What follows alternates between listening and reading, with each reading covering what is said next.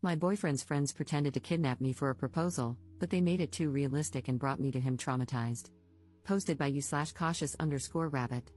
I'm trembling and just created this alt account because my main account has a lot of details about me that would make it easy to trace back.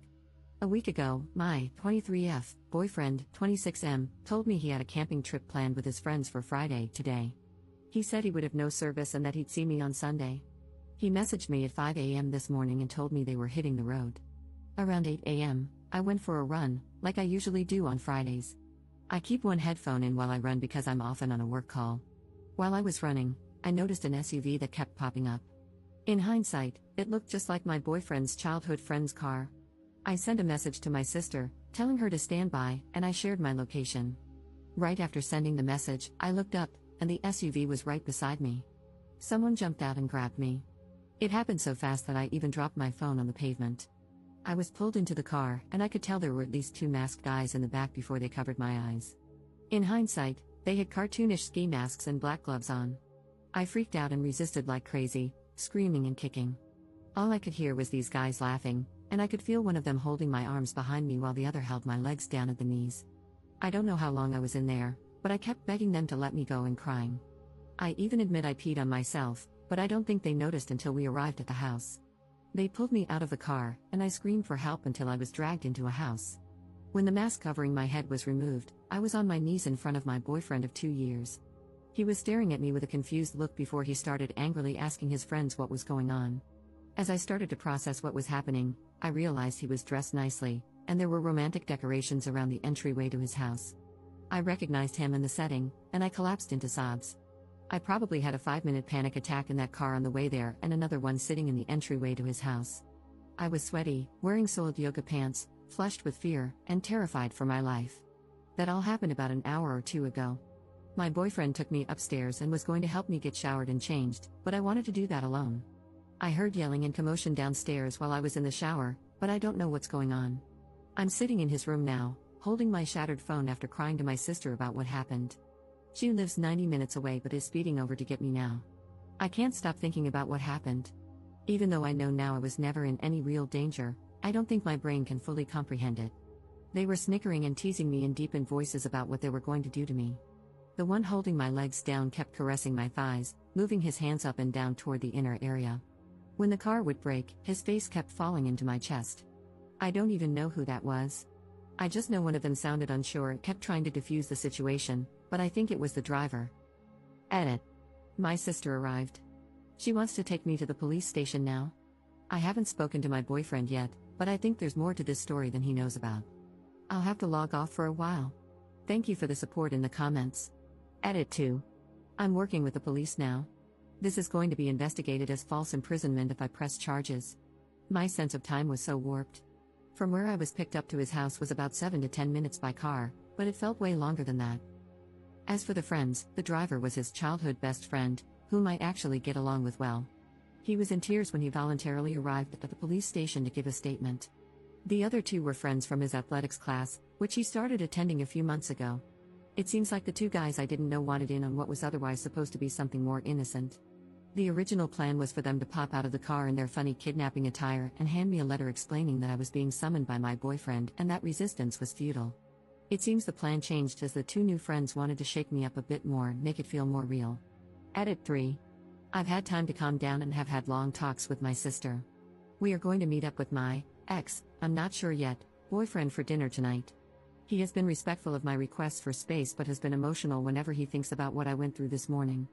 His best friend contacted me repeatedly, apologizing for allowing it to get that far, but I asked him to stop, and he did. The best friend's fiancé reached out and has been supportive and apologetic, too. I'm astounded by the support I've received here and wish I could thank each of you individually. I've never had anyone other than my sister and boyfriend care for my mental well-being like this. Reddit is a very kind place sometimes. Update 2 weeks later. Hello, I apologize for going MIA. I saw my story posted on r/Bistov Redditor updates, so I finally logged back in. There's a lot I wish I could share with you all, but unfortunately, due to legal consultation, it's best I keep much of it private. In short, I'm healing. My now fiancé proposed to me privately last week.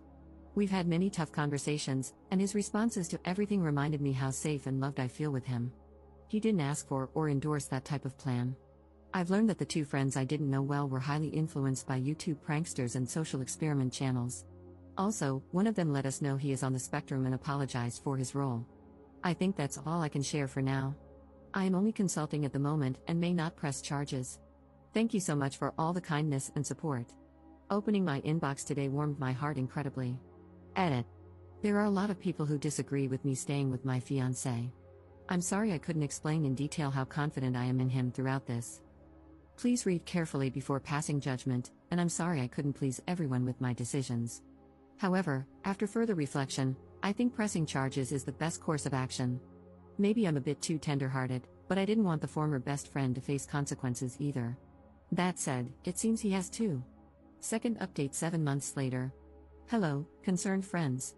I'm not sure if anyone still remembers me, but I wanted to give a final update as I close out this year. 2024 was crazy for me. I spent the entire year working on myself in therapy.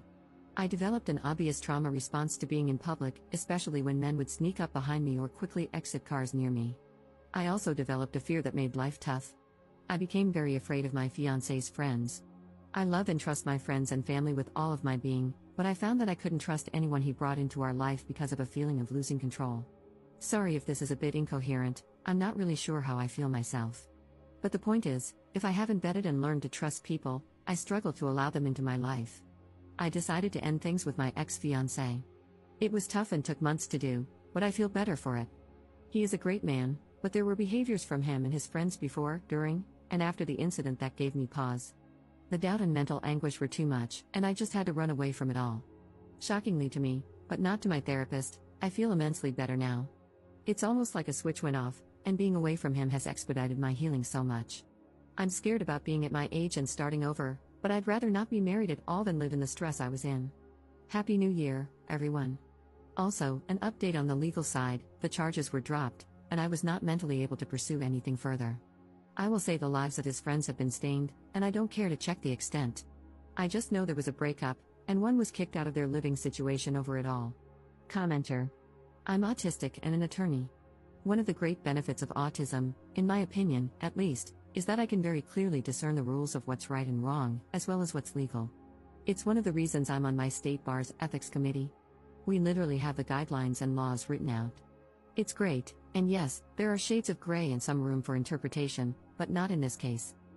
She was assaulted, battered, simply grabbing her counts, let alone groping her, kidnapped, and subjected to severe intentional infliction of emotional distress. I hope OP considers pursuing civil charges, even if going through the criminal system wasn't worth it for her. But I completely understand if she doesn't, as sometimes folks just need to move on. Being autistic doesn't make someone a jerk or prone to committing felonies, and it grinds my gears when people use the spectrum as a defense for shitty behavior.